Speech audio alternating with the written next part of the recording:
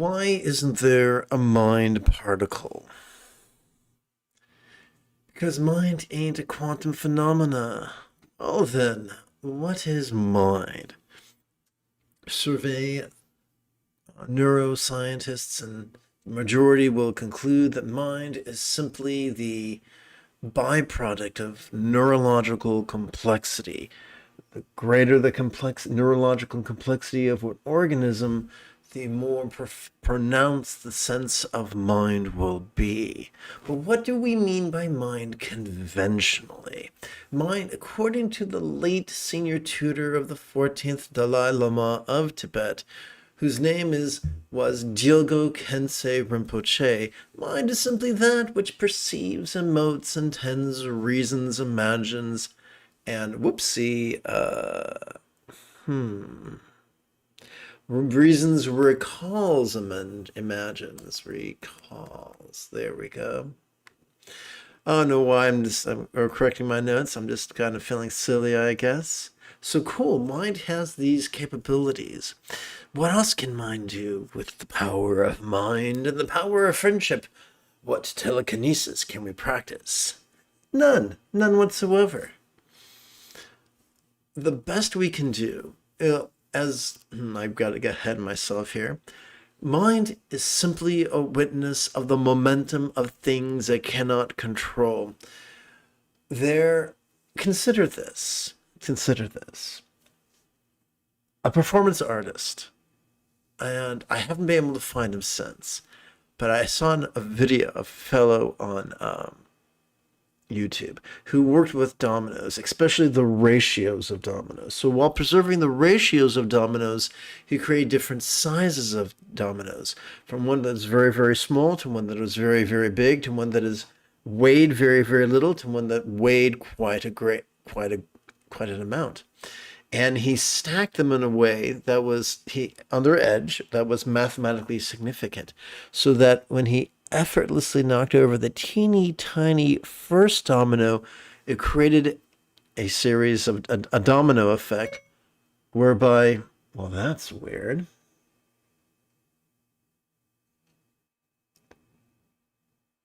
Okay, my thing is going berserk over here.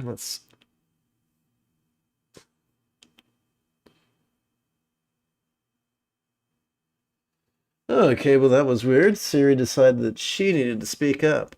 Anyway.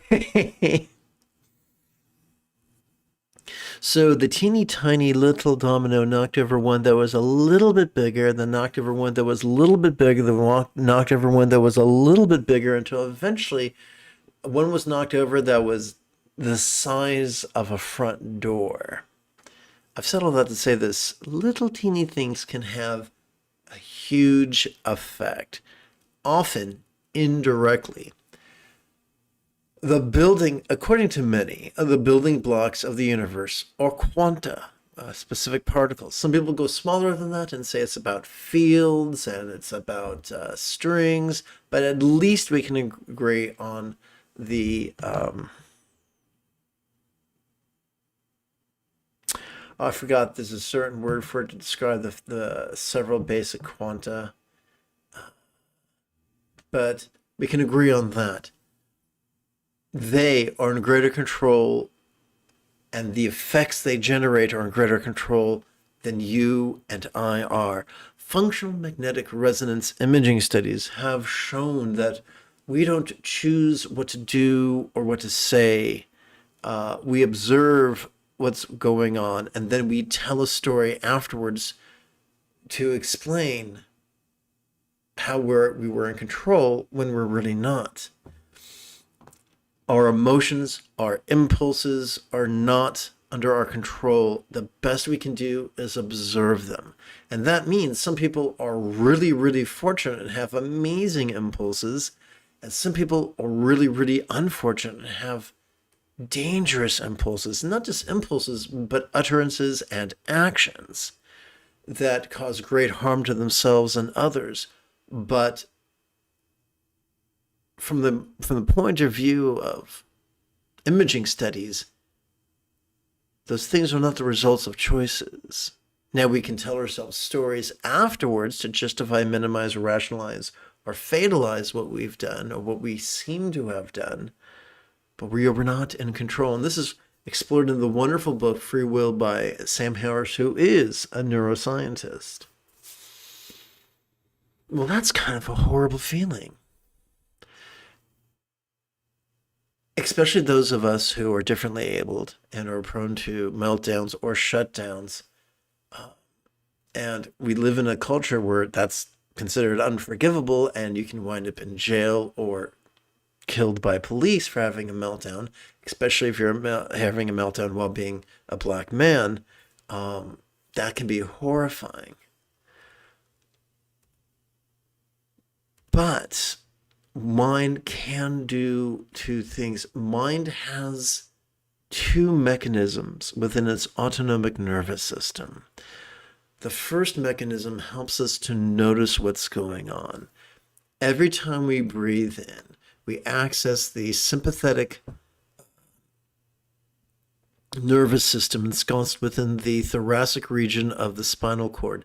That does not make active concentration possible, but it does help us to perceive in a way that is vulnerable, passive, visceral, and random. So that helps us to be the witness of our role in this passion play called life. But that doesn't seem very empowering. What happened? What do we do with that which we perceive? Well, we are also wired to release. Every time we exhale, we inadvertently and automatically access our parasympathetic nervous system, ensconced within the lower lumbar of our spinal cord, as well as the tippy top of the cervical region of the same spinal cord. It's wired for it to help us both physically relax as well as mentally release. These two, this ability to physically relax our ability during each exhalation to physically relax helps us to let go of that which we perceived during the previous inhalation. And that is how we keep our sanity in an interdependent universe, ever-changing universe that we can't control. Our ability to notice and release grants us such an extreme degree of sanity that it is nicknamed enlightenment. I look forward to chanting and meditating with you after approximately 30 seconds of housekeeping. This is Lama Jigme Gyatso of the Buddha Joy Meditation School. For more than 30 years, I spent more than 8 hours a day studying, practicing, mastering, and reverse engineering the teachings and techniques of each school of Buddhism so that you would not have to. Welcome to Meditate Like a Jedi, which is made possible due to the generosity of viewers just like you. This morning we're going to use as our chanting guide and our meditation guide the Lingpa Tersa Nondro, written by Dojim way back in the 1800s. It was translated into English under the supervision of Chagdud Tulku and has been amplified and adapted by this bloke what sits before you. So what we're going to do right now is we're going to play with a quatrain, a 4-line recitation that's going to help gather our energy at our crown in a way that's going to enhance our ability to let go. So what we're going to do is place our hands in the puckered palm position overhead and chant. O Majo Lama, please come to this crown. O infallible, constant protector who knows all Dharma things. O Majo Lama, please come to this crown. O infallible, constant protector who knows all Dharma things. O Majo Lama, please come to this crown. O infallible, constant protector who knows all Dharma things.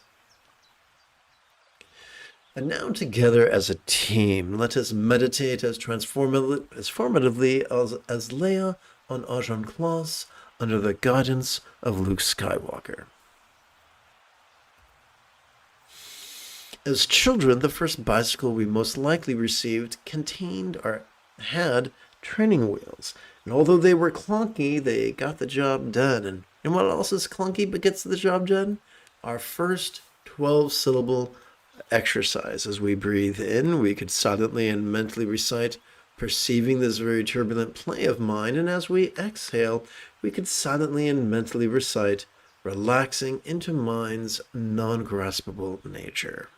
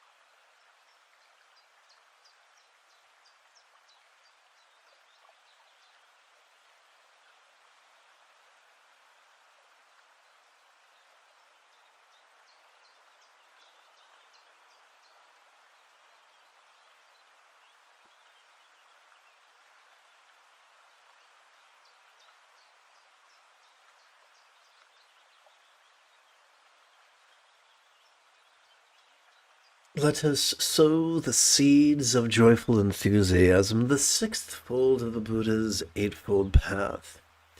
Set puckered palms in front of the sternum until further notice. It is extremely difficult to find such freedom and opportunities as we have. It is extremely difficult to find such freedom and opportunities as we have. It is extremely difficult to find such freedom and opportunities as we have. Please place your palms in the lap and prepare for our second meditation, in which we remove the first of two metaphoric training wheels and reduce our meditation from 12-syllable exercises down to their 3-syllable counterparts. As we breathe in, we could silently and mentally recite, notice this. And as we exhale, we could silently and mentally recite, relaxing.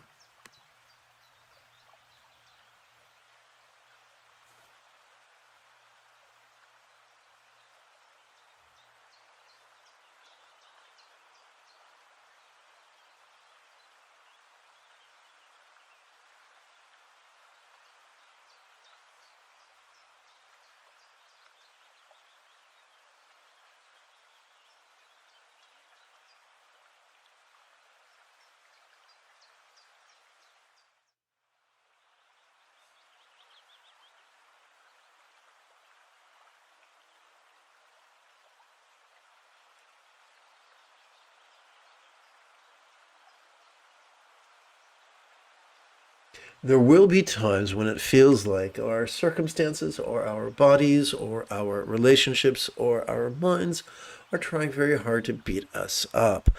And when that happens, we can feel very great resistance to what's going on. However, we can use labels to help us transcend that resistance and make peace with what's going on.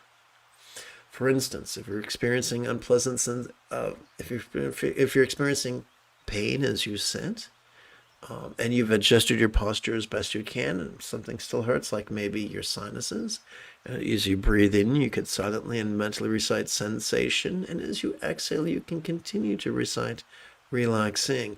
Now, it won't make the sinus pain go away, but it will help you to make peace with it.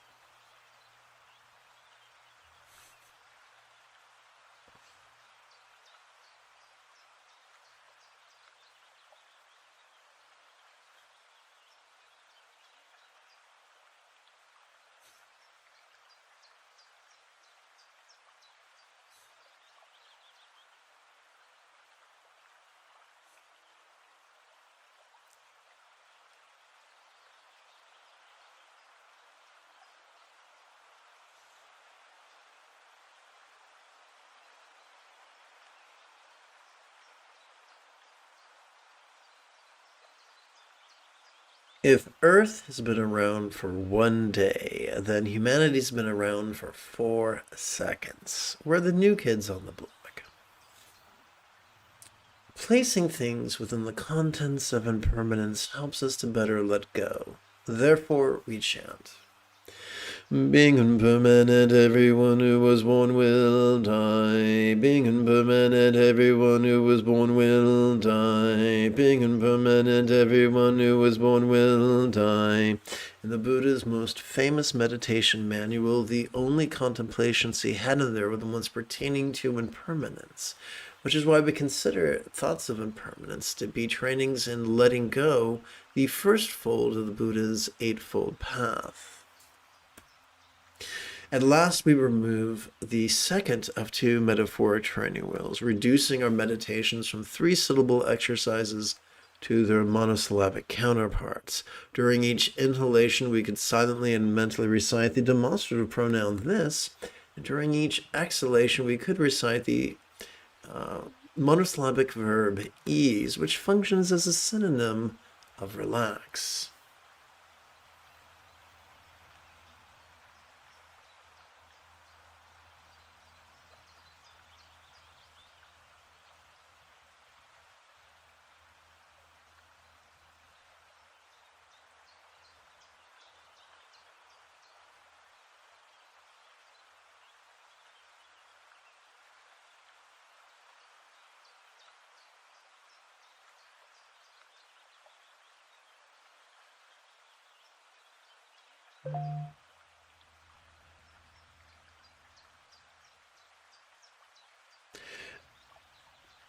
Condensing three-syllable labels to one-syllable labels can sometimes require a bit of the old poetic license. So when you're experiencing physical sensations, you could use the noun form.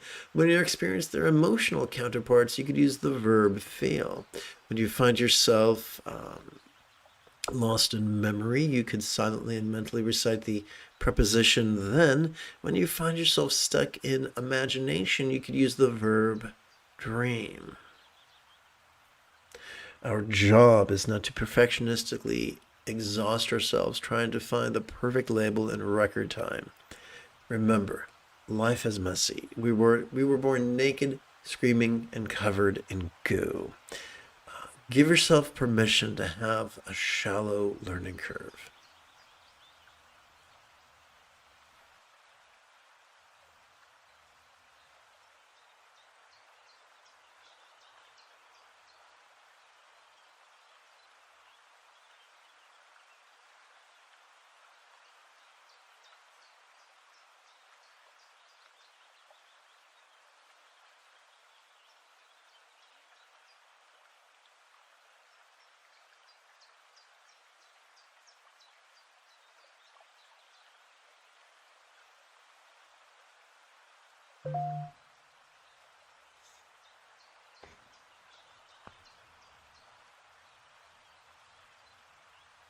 The second fold of the Eightfold Path is wishing love. Remembering that our deliberate or accidental behaviors affect others can make us feel like wishing love is a possibility. We have two hands. We can use them to shove or to hug, to make people feel alienated or accepted. The results of our virtuous and harmful actions are inevitable. The results of our virtuous and harmful actions are inevitable. The results of our virtuous and harmful actions are inevitable. Let us rest the mind.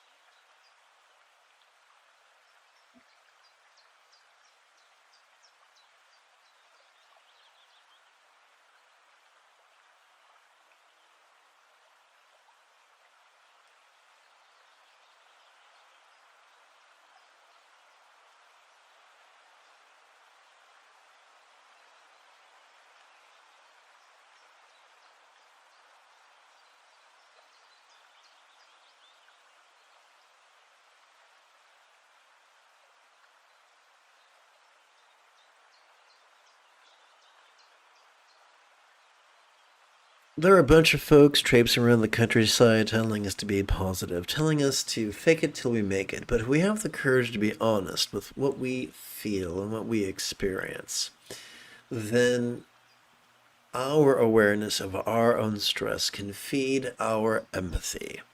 Together, the three realms we experience as some sort of cycle or like an ocean of suffering.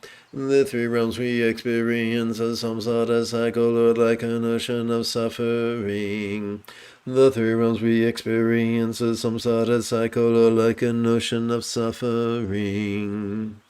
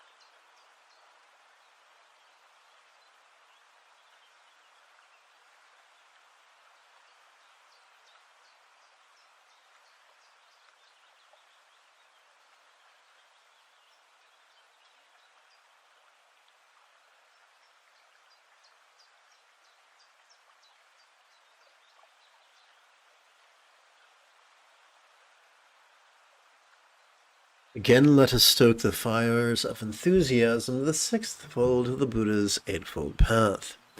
Remembering this, may my mind turn toward Dharma. Remembering this, may my mind turn toward Dharma. Remembering this, may my mind turn toward Dharma.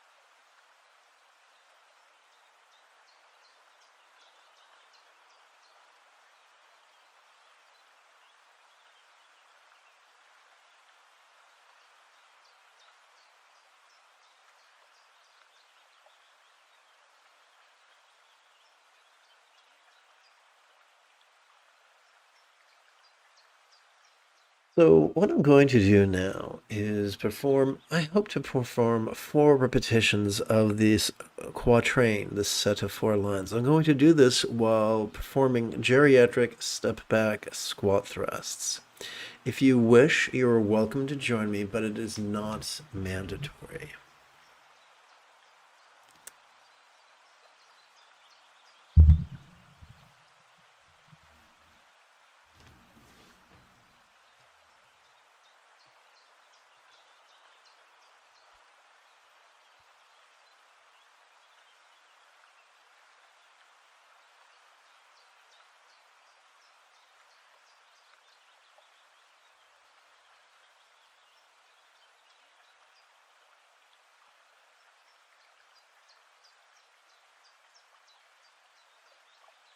Now until I reach the very heart of enlightenment, I take refuge in the Lama, who embodies the 3 jewels.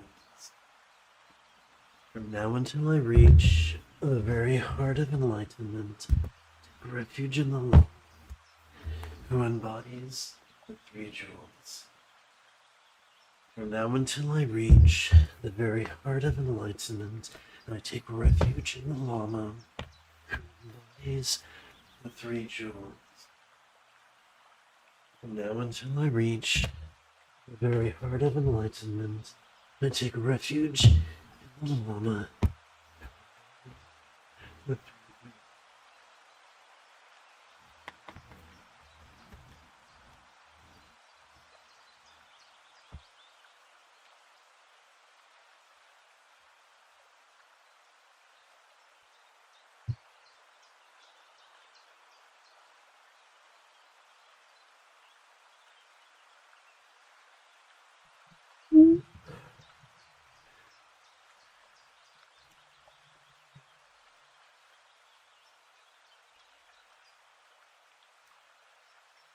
Oops, wrong button.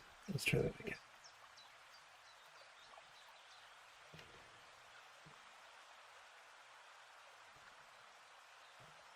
Well, that was quite exhilarating, was it not? And now let us rest the mind. If you've just joined us, welcome aboard. The moment you have a specific question about Buddhist chanting, Buddhist meditation, Buddhist philosophy, or how to apply them, simply type your question in great detail. In the interim, here's a quick review. Every time we inhale, thanks to our sympathetic nervous system, we're wired to perceive vulnerably, passively, viscerally, and randomly. Every time we exhale, thanks to our parasympathetic nervous system, we're wired to both physically relax as well as mentally release. So all we really need to do in meditation is align our intention with the basic wiring of our autonomic nervous system.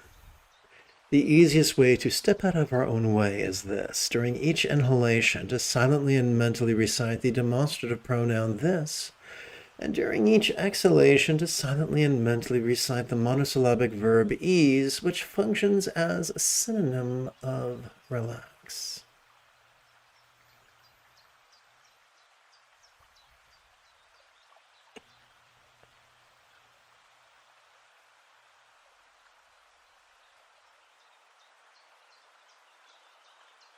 So our job is not to concentrate. Our job is not to stop the mind. Our job is just to perceive vulnerably, passively, viscerally, and randomly.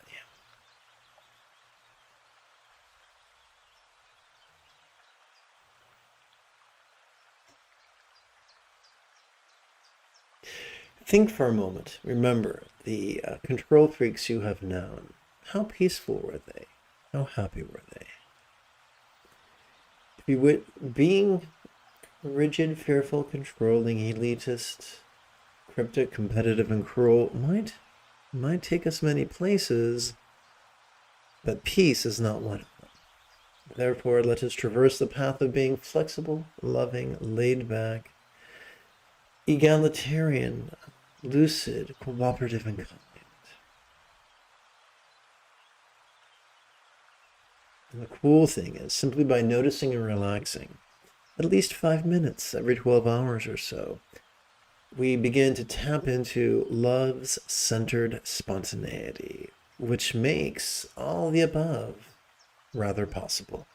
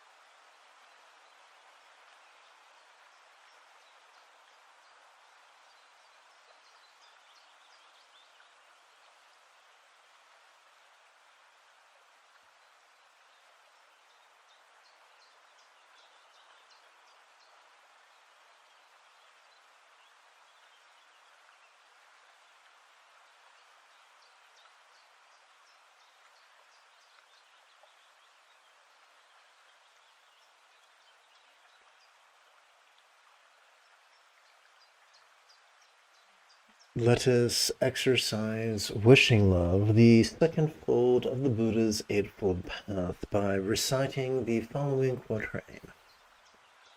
From now until samsara is emptied, may I bring about benefit and happiness for all beings as if they have each been my kind mothers.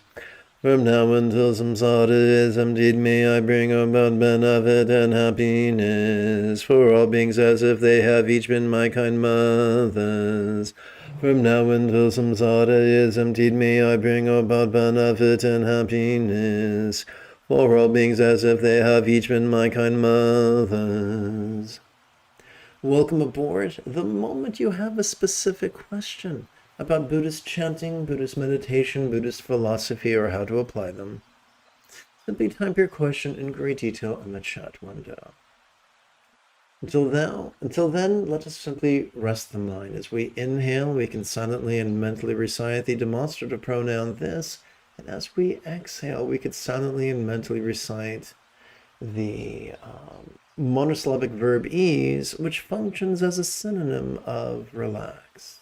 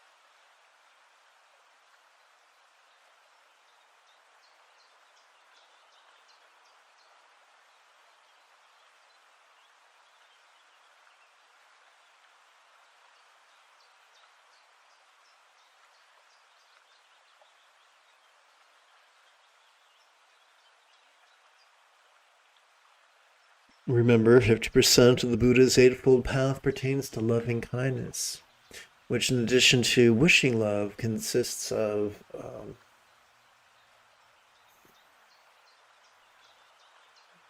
kind communication, kind conduct, and kind commerce. To perfect the two accumulations, I offer the body's wealth and splendor of all my lives of the three jewels. To perfect the two accumulations, I offer the body's wealth and splendor of all my lives of the three jewels. To perfect the two accumulations, I offer the body's wealth and splendor of all my life, so the three jewels.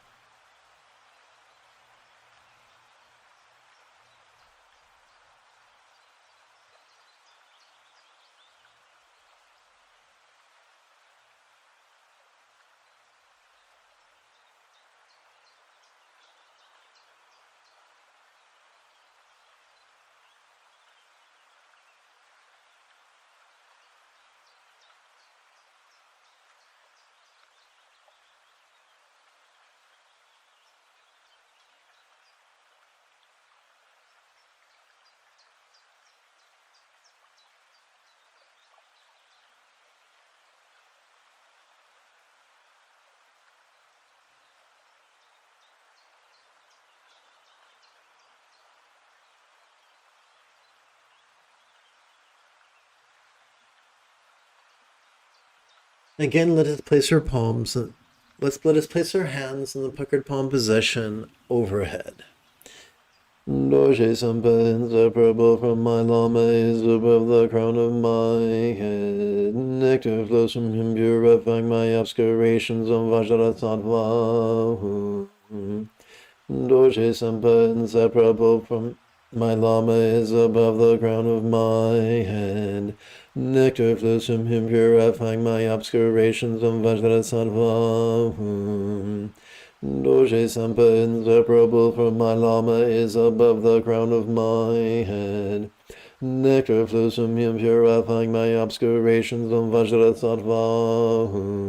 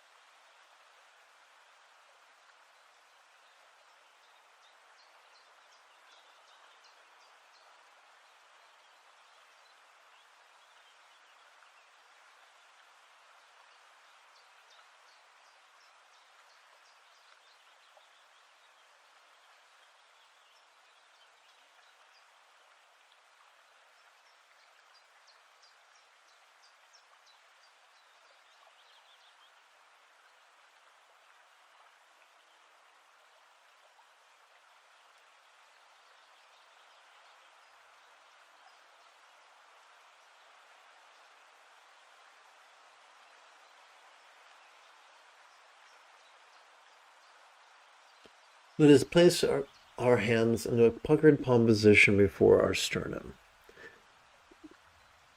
If you've just joined us, welcome aboard. The moment you have a specific question about Buddhist chanting, Buddhist meditation, Buddhist philosophy, or how to apply them, simply type your question in great detail in the chat window.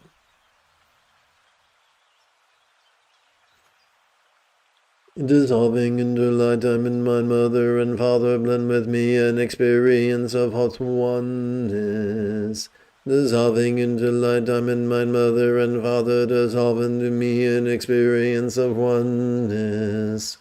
Dissolving into light, diamond, mind, mother and father, blend with me an experience of hot oneness.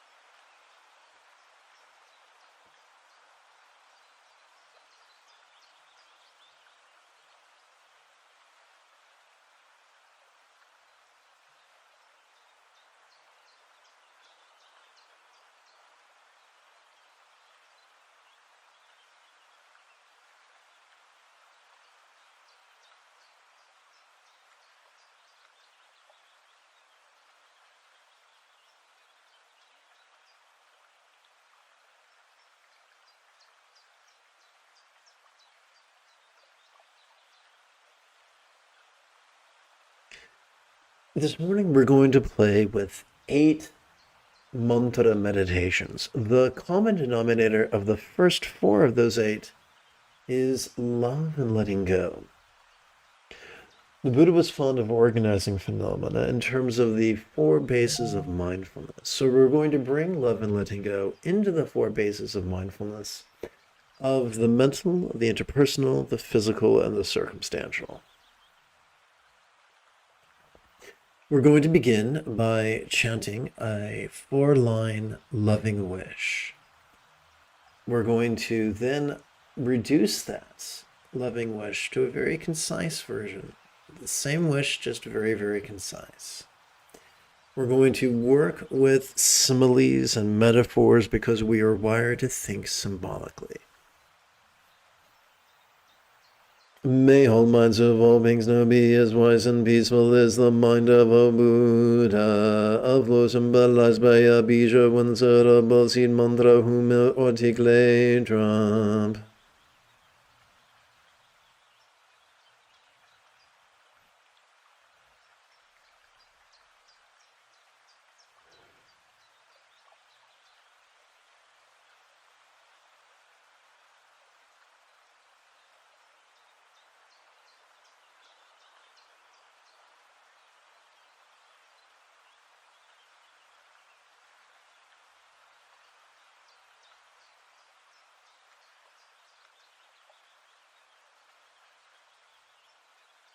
So as we breathe in, we silently and mentally recite our metaphorically worded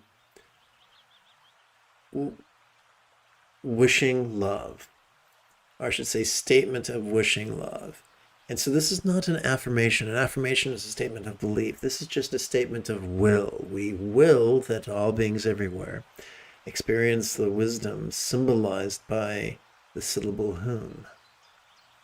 As we exhale, we will physically relax as best we can while chanting this 6-syllable mantra. Om Vajra Sattva Hum Om Vajra Sattva Hum Om Vajra Sattva Hum Om Vajra Sattva Hum.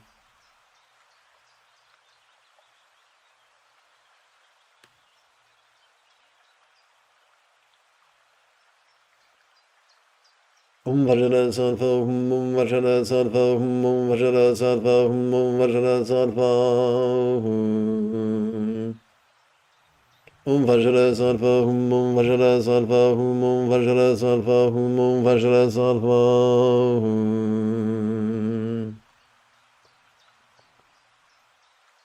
Om Vajra Sattva Hum Om Vajra Sattva Hum Om Vajra Sattva Hum Om Vajra Sattva Hum. Now let's rest the mind.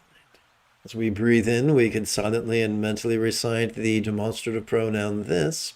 As we exhale, we can silently and mentally recite the monosyllabic verb ease, which functions as a synonym of relax.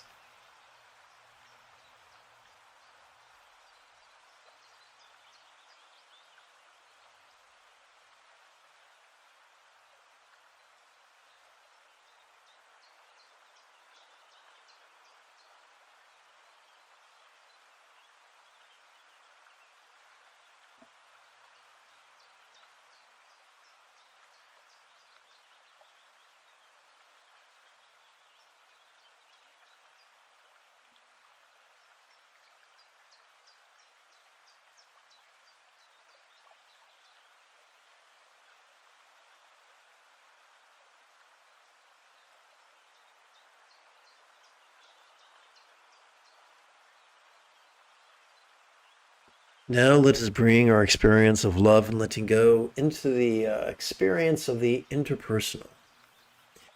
May all relationships of all beings now be as loving and joyful as a real or imagined Buddha's communication symbolized by the 6-syllable mantra. We use similes and metaphors because we evolved to think symbolically.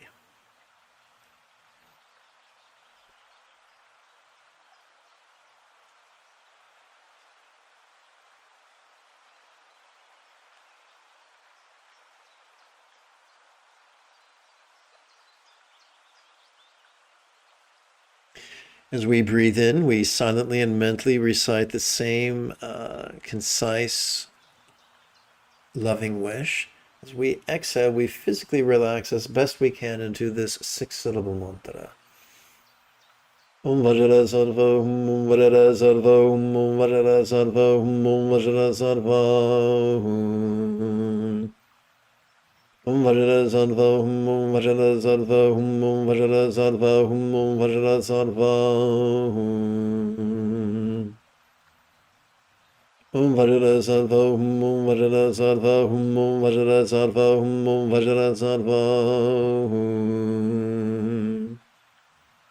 Om Vajra Sarva, Om Vajra Sarva, Om Vajra Sarva, Om Vajra Sarva.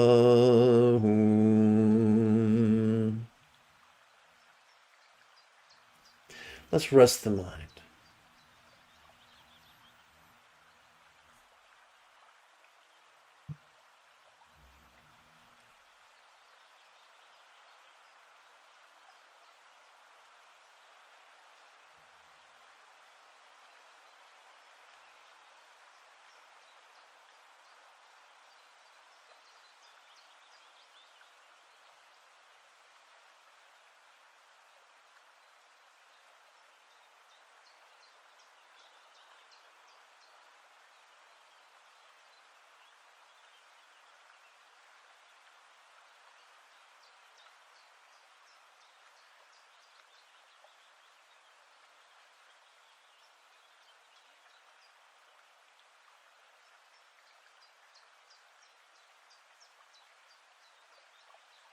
And now we're going to bring the process of loving and letting go.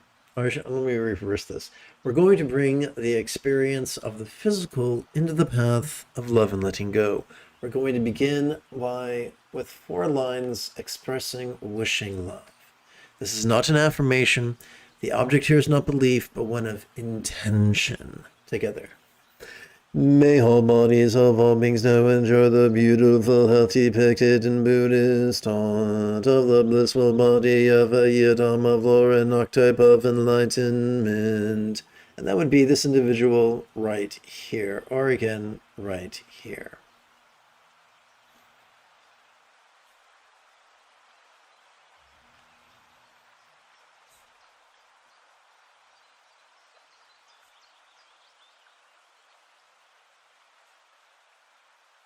During the actual mantra meditation, during the inhalation, we silently and mentally recite, guide our will with this loving wish. And as we exhale, we physically relax as best we can as we chant this 6-syllable mantra.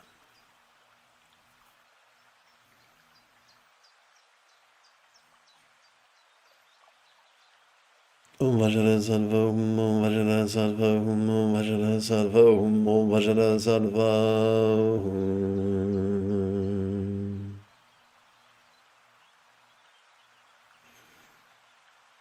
Om Vajra Sarva, Om Vajra Sarva, Om Vajra Sarva, Om Vajra Sarva.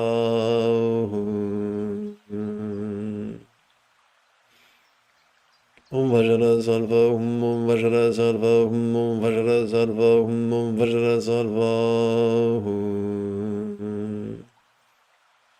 Om Vajra Sarva, Om Vajra Sarva, Om Vajra Sarva, Om Vajra Sarva. Now we rest the mind.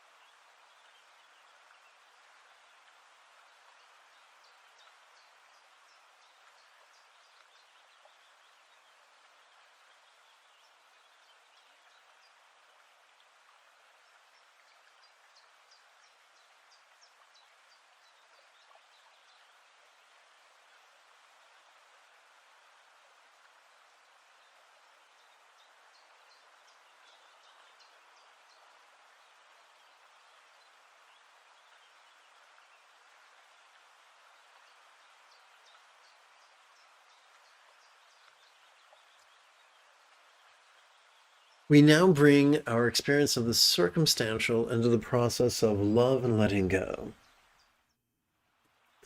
May all circumstances or lots of all beings now have their safety, good fortune, or boon. As a Buddha's real or imagined paradise, spirit land, or vaunty.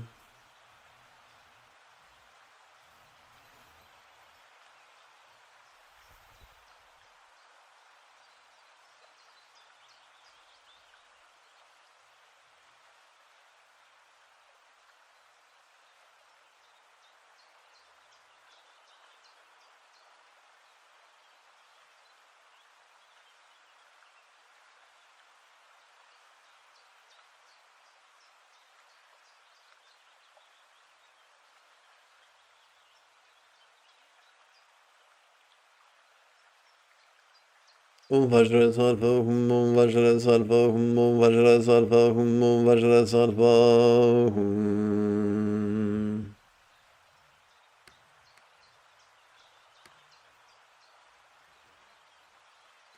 Om Vajra Sattva, Om Vajra Sattva, Om Vajra Sattva, Om Vajra Sattva.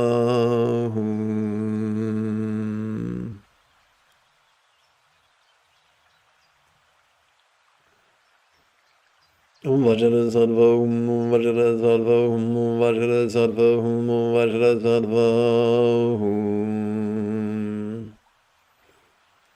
Om Vajra Sattva, Om Vajra Sattva, Om Vajra Sattva, Om Vajra Sattva.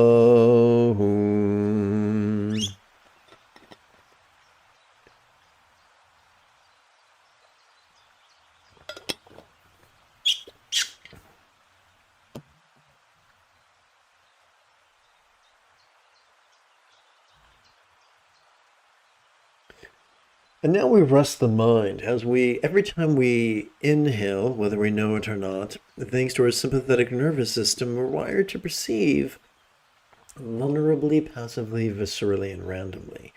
Every time we exhale, thanks to our parasympathetic nervous system, we're wired to physically relax and mentally release.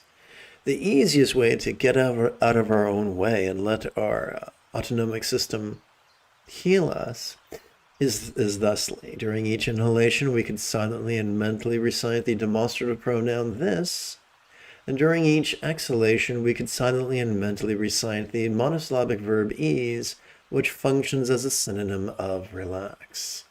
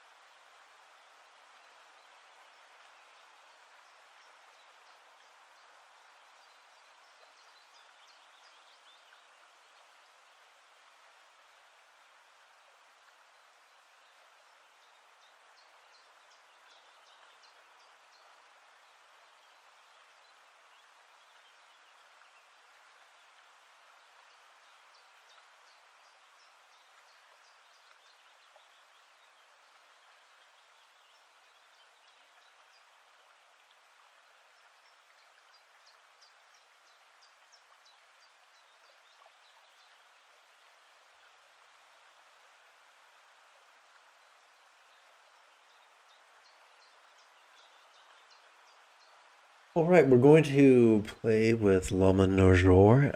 Consider this piece of art real quick. This red woman, this woman comprised of blissful red light is known as Dorje Naljor. And above her head is depicted the Lama.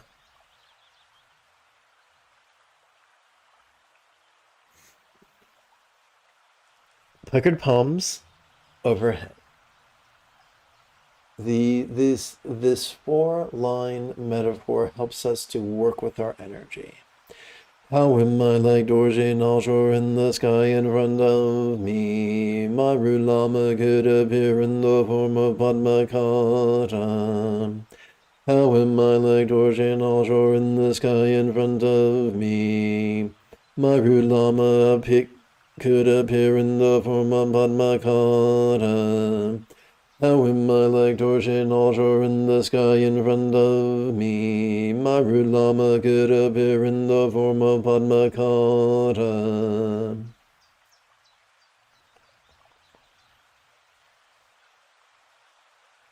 So we're going to look deeper into these three lines, and then we're going to bring this question here into our practice of mantra meditation. I will not leave you hanging. By the way, if you've just joined us, the moment you have a specific question about Buddhist meditation, Buddhist philosophy, Buddhist chanting, or how to apply them to your life, simply type your question in great detail in the chat window.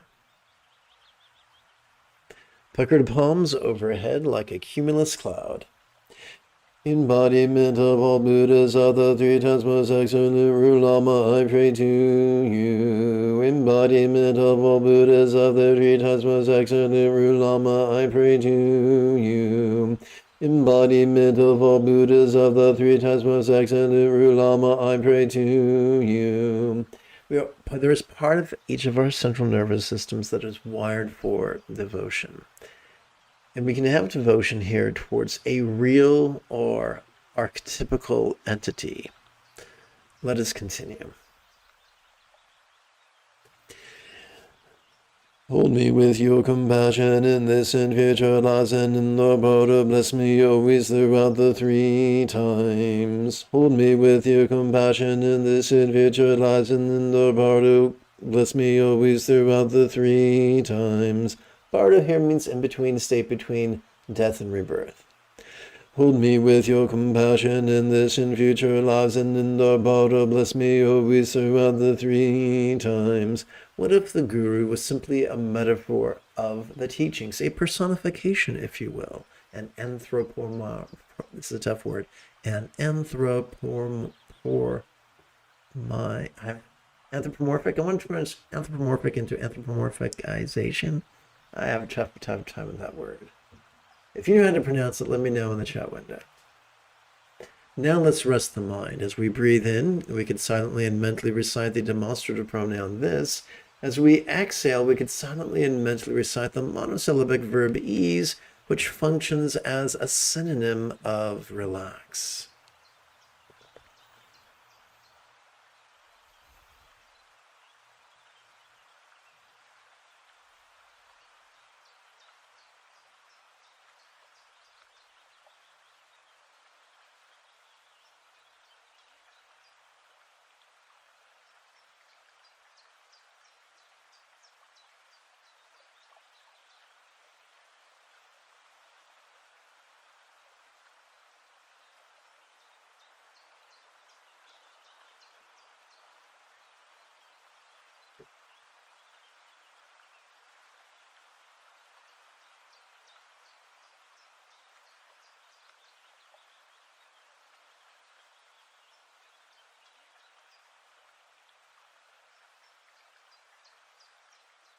Let us demystify the Buddhist term emptiness. As we relax into our exhalation, whatever we notice during our previous inhalation could feel as non-graspable as a vast empty void, like the illusion of the infinite azure sky on a bright and beautiful cloudless morn, which, although compelling to the eye, is not graspable to the hand. So, we asked the rhetorical question a few pages ago, how could I be like Dorje Nalshore? We're now going to answer that in 4 steps. Circumstantially, how is our circumstance similar to the circumstance of this Buddhist archetype? So we're going to begin by chanting a rather lengthy rhetorical question. How is it that as we inhale, all common circumstances or lots could appear quite vivid, yet as we relax into our exhalation, they could feel as non-graspable as a real or imagined paradise or vati of light? Now we're going to take that exact same rhetorical question and make it rather concise. Oh, here we go. So Brock asked a very good question. Who who was Dorje Naljour? So I'm going to teach you something very, very, very controversial. 90%, according to Surgeon's Law, 90% of everything is crap, including meditation instruction. 90% of meditation instruction tends to be delivered from the worldview of being rigid, fearful, controlling, elitist, cryptic, competitive, and cruel. There is a minority of us who teach from the worldview through the lens of being flexible, loving, laid back, egalitarian, lucid, cooperative, and kind. Having said that, Dorje Naljour, which translates into Sanskrit as Vajra Yogini, which translates into English as practitioner of bliss, or female practitioner of bliss, is just a metaphor for finding a skillful way of using the latent sensations within our body and our latent desire for pleasure to service on the spiritual path. In this exercise and the exercise that are going to come, we're going to experience. So we already began by exploring our first exercise this morning, brought sensations to our crown, then brought sensations to our heart. Those are our two main centers. However, in several minutes, we're also going to bring sensations to our lower abdomen, to our throat, to our upper abdomen, and then again to our heart. And we do this not hedonistically, not superstitiously, but just as a way of saying, whatever sensations you experience, pleasurable or painful, interesting or boring, glorious or grotesque, can be brought into the path of awareness and release. And so we play with archetypes as sort of like a closet with hangers. You know, we can do our laundry and then throw our clothes in the corner of the room, but they'll get really, really wrinkled. Or we can put them on hangers and throw them in the closet. And they'll still have lines, but the lines will be more organized and symmetrical. Similarly, working with an archetype non-superstitiously is a convenient way of organizing our metaphors and similes. Remember, from the earliest teachings, for the earliest dispensation or dispersal of the Buddha's teachings, he talked about the four bases of mindfulness: the circumstantial, the physical, the interpersonal, and the mental. And so what we do when working with the Adams is bring those four things first into the practice of love and letting go, and then into the practice of awareness and letting go, for a total of 8 metaphors. Now, Buddhism did not evolve in a vacuum. It evolved in a culture full of the worship, the ritualistic worship of gods and goddesses and pantheons. And so what the Buddhist sages did is took things that were already staples in people's culture and found spiritual applications. For instance, around the world, in most religions, there is the idea of a paradise. It's safe to die because you'll go to heaven and you'll be with grandma again and you'll have your favorite dessert and you'll be with Fluffy the dog. But wait, you said Fluffy the dog was sent upstate to a farm where they could chase rabbits. Well, we lied. Well, how do you know I'm not lying now? You don't. All cultures have these ideas, and so we take them, and we don't worry about whether they're true or they're false. We say, hey, this idea is a wonderful simile for our current circumstance, because although we can perceive it as we breathe in, as we relax into our exhalation, it can feel as if it was as non-graspable as if it was comprised only of light. And now you know all the news that's fit to print about our pal, the archetype Dorje Naljour. If you have further questions, don't be shy. Type them in the chat window. And now let's take this concise, loving wish. This concise rhetorical question of wisdom, and blend it with mantra work. As we breathe in, we could silently and mentally recite the rhetorical question. Remember, the cool thing about rhetorical questions, fellow lazy bastards, is we don't have to answer them. And in fact, they work best if we don't try to. We silently and mentally recite this rhetorical question as we breathe in. And as we exhale, we physically relax as best we can while chanting this 12-syllable mantra.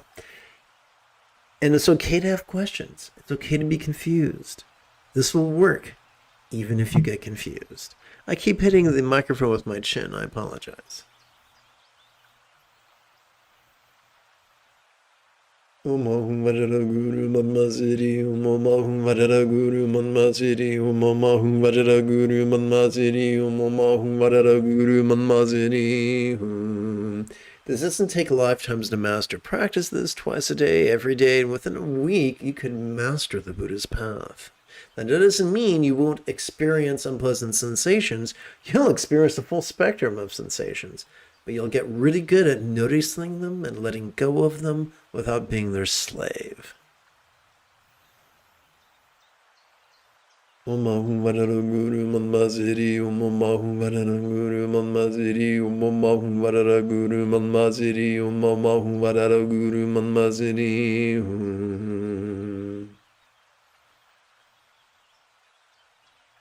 Om Ahum Vajra Guru Manmaziri, Om Ahum Vajra Guru Manmaziri, Om Ahum Vajra Guru Manmaziri, Om Ahum Vajra Guru Manmaziri.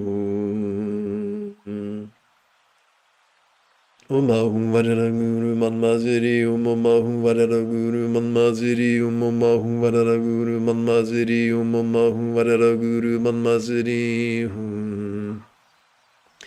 So, in the history of Tantric Buddhism, the tradition of Ngondro is fairly new. It's only about 4 or 5 centuries old. You're dealing with a tradition that's more than 25 centuries old. 4 or 5 is adorable. But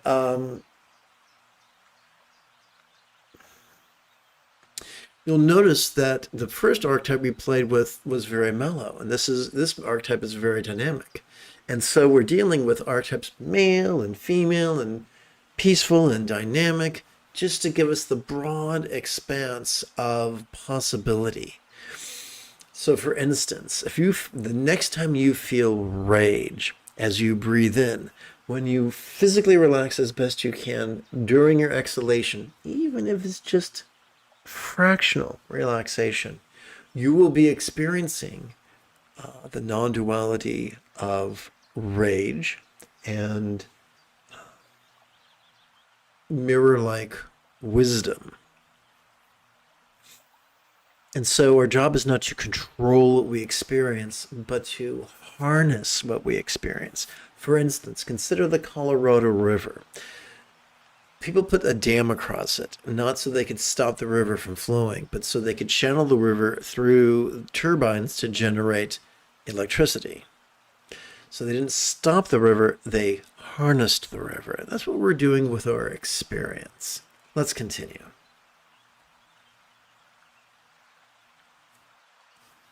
Now let's rest the mind.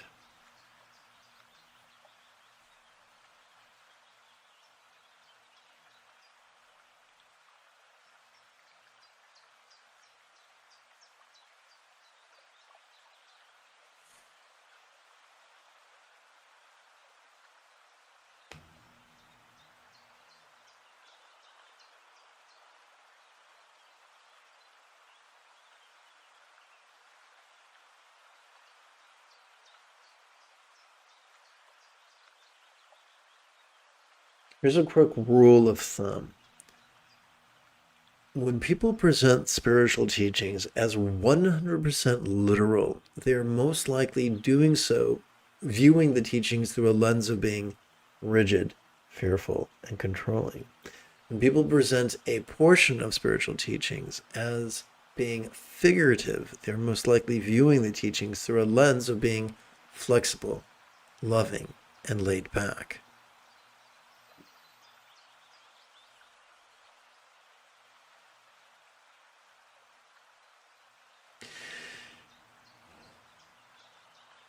9 times out of 10, addiction is caused due to a dysfunction of the dopamine-oriented reward system. There are people who would try to manipulate those who experience addiction into thinking that they have resentment or fear that's going on, that's making them do this bad thing. But we view it as simply a physiological process that's operating suboptimally, kind of like arthritis or kind of like epilepsy. Then we don't have to worry about self-loathing and getting leverage on ourselves. We can just use the mechanisms in our body to help us cope with the mechanisms that aren't working as well as we'd like them to be.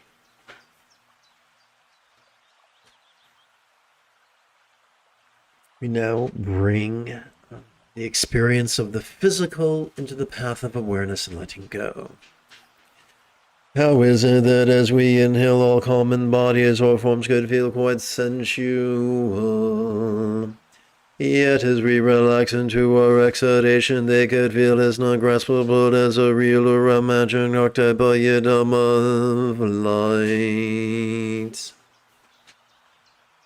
We now take those 6 lines and condense them into one couplet.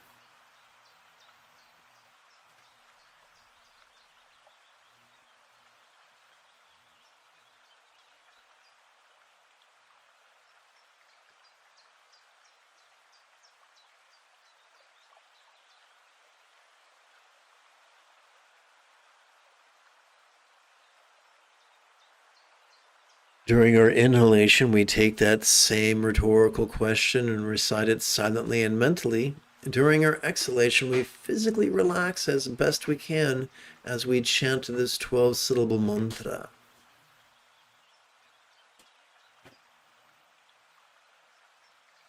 Om Varara Guru Manmaziri, Om Varara Guru Manmaziri, Om Varara Guru Manmaziri, Om Varara Guru Manmaziri.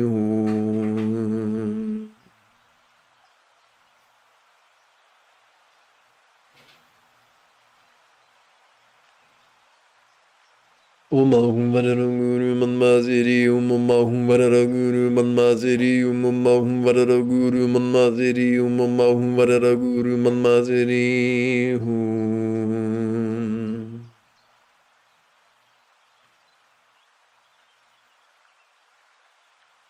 Om Varara Guru Manmaziri, Om Varara Guru Manmaziri, Om Varara Guru Manmaziri, Om Varara Guru Manmaziri.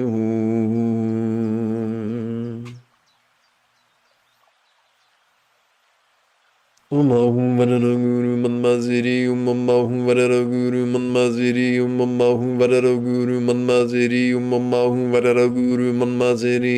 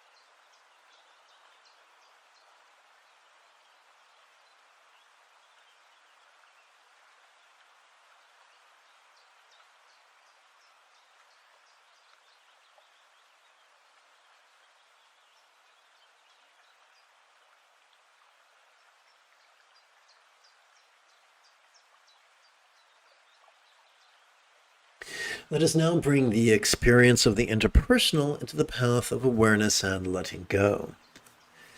How is it that as we inhale the interpersonal experience of common communication, our speech could be quite resounding? Yet as we relax into our exhalation, it could feel as not graspable as a real or imagined mantra of light.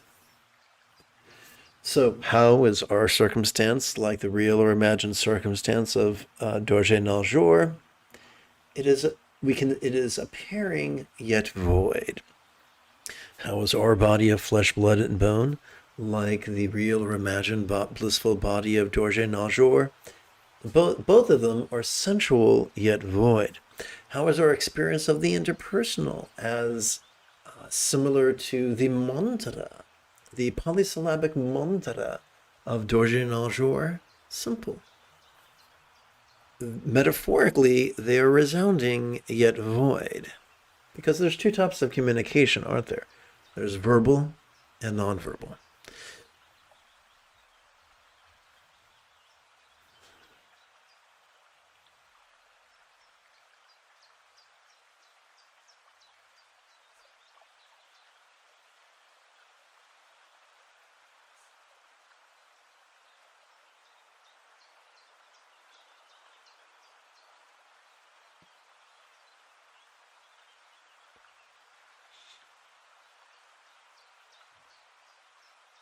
Umahum Vararaguru Manmaziri Umahum Vararaguru Manmaziri Umahum Vararaguru Manmaziri Umahum Vararaguru Manmaziri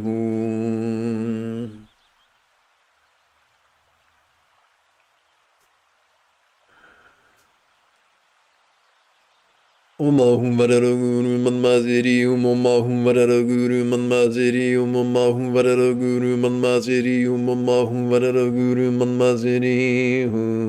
Quick pause.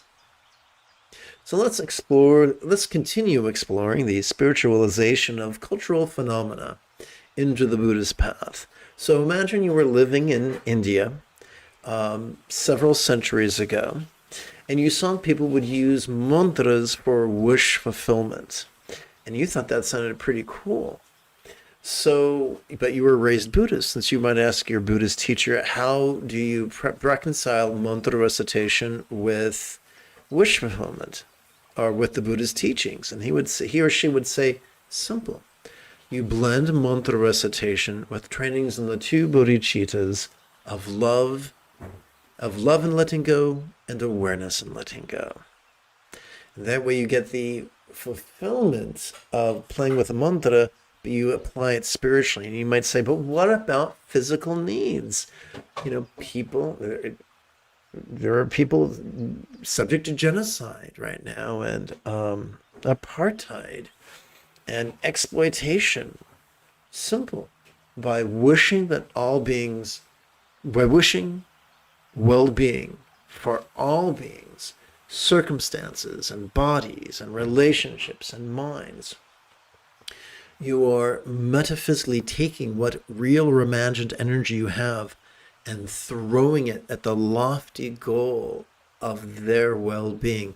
But you're reminding yourself to then let go so that your love will not feed your controlling tendencies, as is cautioned against in the 81 poems of the Tao Te Ching.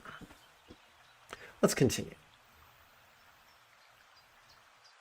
Umahum Vararaguru Manmaziri Umahum Vararaguru Manmaziri Umahum Vararaguru Manmaziri Umahum Vararaguru Manmaziri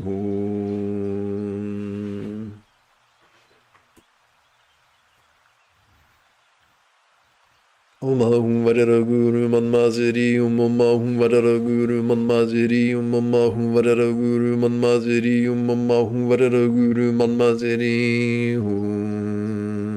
And now let's rest the mind.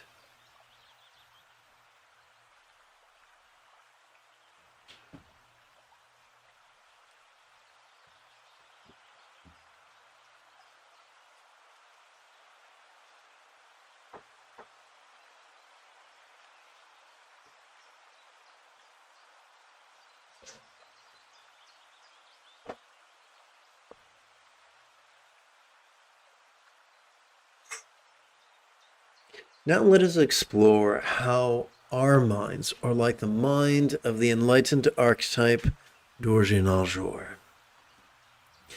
How is it that as we inhale we could perceive mind's common functions clearly? Yet as we relax into our exhalation, they could feel as non-graspable as a real or imagined considerable hum of light. So quick like a bunny, I'm going to change colors. And I'll just hit copy. Okay.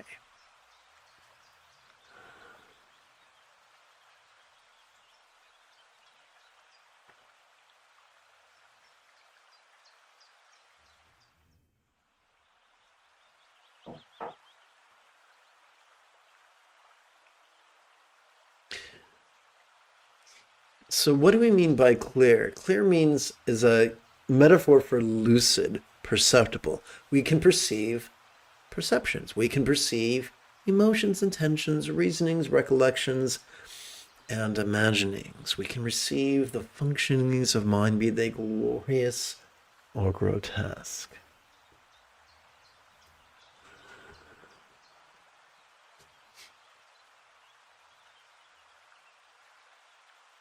Umahum Varada Guru Manmaziri, Umahum Varada Guru Manmaziri, Umahum Varada Guru Manmaziri, Umahum Varada Guru Manmaziri.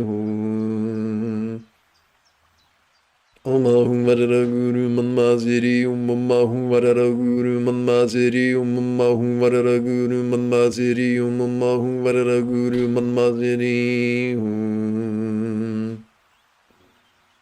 Umahum Varada Guru Manmaziri, Umahum Varada Guru Manmaziri, Umahum Varada Guru Manmaziri, Umahum Varada Guru Manmaziri.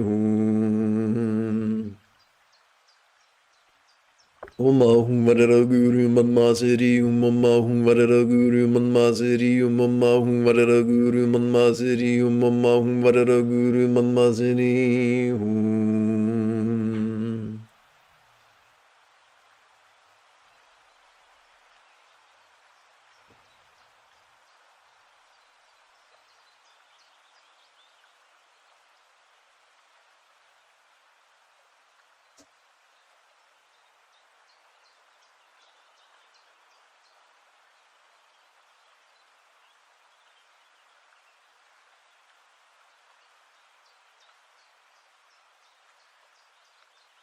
And as I promised a few minutes ago, we're going to talk about feeling sensations in different parts of the body. May I receive all the blessings and empowerments of enlightened form, speech, and mind. May I receive all the blessings and empowerments of enlightened form, speech, and mind. May I receive all the blessings and empowerments of enlightened form, speech, and mind.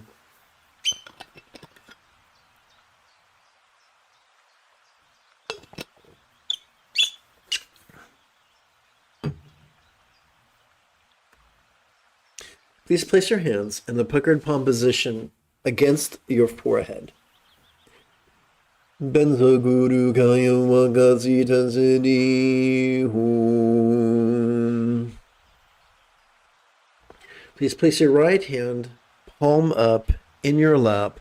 Please place your left hand palm up upon your right and chant. Benzo Guru Kaya Wakasita Siddhi Hum. Please place your puckered palms before the place in your throat where you feel a lump before you cry. Benzo Guru Kaya Wakasita Siddhi Hum. Please place the center of your left palm upon your navel and the center of your right palm upon that. Benzo Guru Kaya Wakasita Siddhi Hum. Please place your puckered palms before your sternum. Benzo Guru Kaya Wakasita Siddhi Hum. You may feel sensations while playing with these exercises today.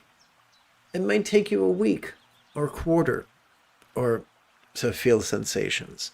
That's not important. Feeling sensations is not a exoneration or an acquittal. Not feeling sensations is not an indictment. It's just a commentary of how you're wired at the moment. That's all. Let's chant. The Lama dissolves into light and blends with me. The Lama dissolves into light and blends with me. The Lama dissolves into light and blends with me. Which part of me? In our hearts' inseparability, we hold the true face of the ultimate Lama. In our hearts' inseparability, I behold the true face of the ultimate Lama. In our hearts' inseparability, I behold the true face of the ultimate Lama. The outer Lama's job is to help you find the inner Lama. And what's that? The union of spontaneous awareness and emptiness. The union of spontaneous awareness and emptiness. The union of spontaneous awareness and emptiness that we've been talking about all morning. That we're wired to observe as we breathe in, and we're wired to release as we breathe out.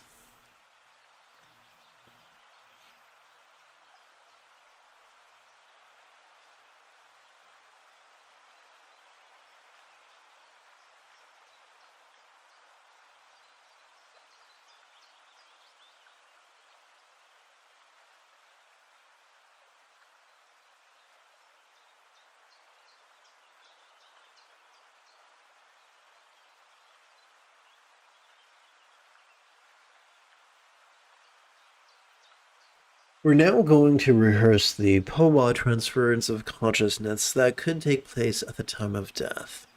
When our mind coalesces at our heart, shoots up our central channel and out our crown, thus helping us to let go into the experience of the vast expanse. In other words, at the time of death, to get really good at letting go. Please place your puckered palms overhead. I pray to the protector Amitabha, bless me that I may master the profound path of Powa. I pray to the protector Amitabha, please bless me that I may master the profound path of Powa. I pray to the protector Amitabha, bless me that I may master the profound path of Powa.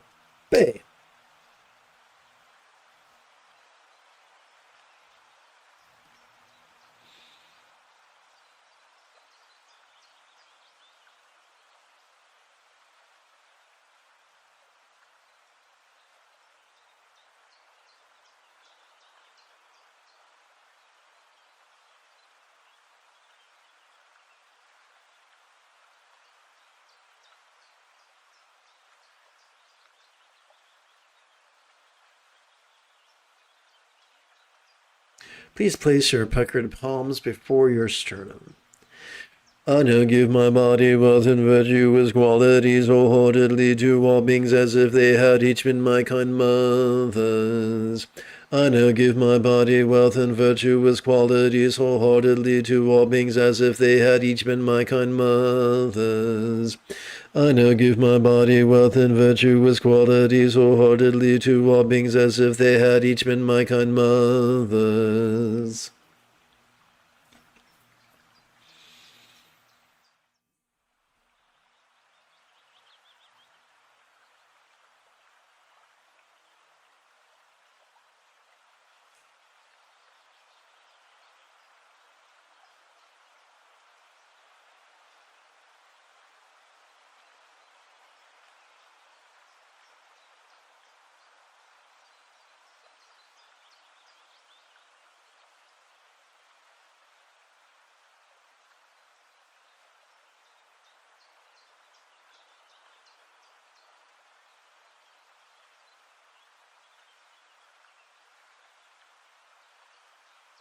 Let us conclude this morning's practice with universal well wishes.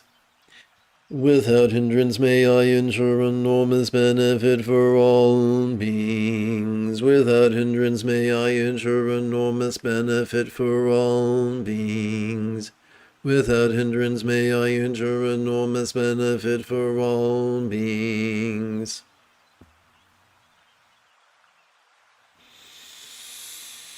If you feel that I have earned it, you could give this live stream a thumbs up. You could even help support this channel if you wish.